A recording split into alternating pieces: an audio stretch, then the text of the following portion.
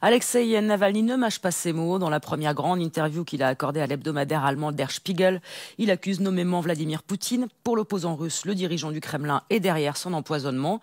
Une accusation sans fondement pour Moscou, qui affirme de son côté que Navalny travaille avec la CIA. La suite, c'est Annika Cavil qui nous la raconte. Depuis qu'il est sorti de l'hôpital de la Charité à Berlin, Alexei Navalny communique principalement via les réseaux sociaux. L'opposant politique est toujours à Berlin en rééducation. Dans une interview donnée à l'hebdomadaire allemand Der Spiegel, la première depuis son empoisonnement, il se dit convaincu que Vladimir Poutine a donné l'ordre à l'un des chefs des services secrets de lui administrer le fameux neurotoxique. Seules 3 personnes peuvent donner l'ordre de prendre des mesures actives et d'utiliser le Novichok.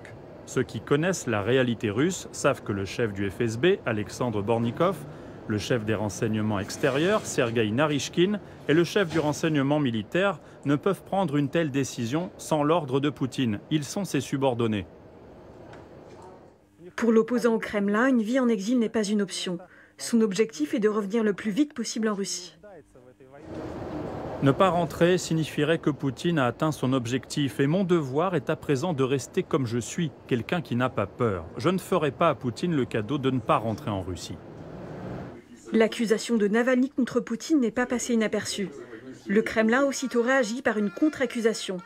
Il reproche à l'opposant politique d'être à la solde de services secrets occidentaux.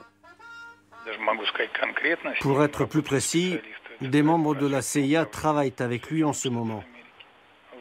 Ce n'est pas la première fois qu'il reçoit des instructions de leur part. Avant sa sortie de l'hôpital, Alexei Navalny avait reçu la visite d'Angela Merkel. Hier, la chancelière a une nouvelle fois exhorté la Russie à mener une enquête sur l'attaque contre le principal opposant politique.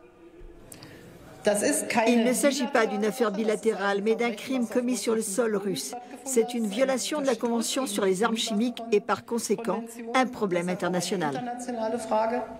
Berlin a transmis les résultats de l'analyse toxicologique à l'Organisation pour l'interdiction des armes chimiques.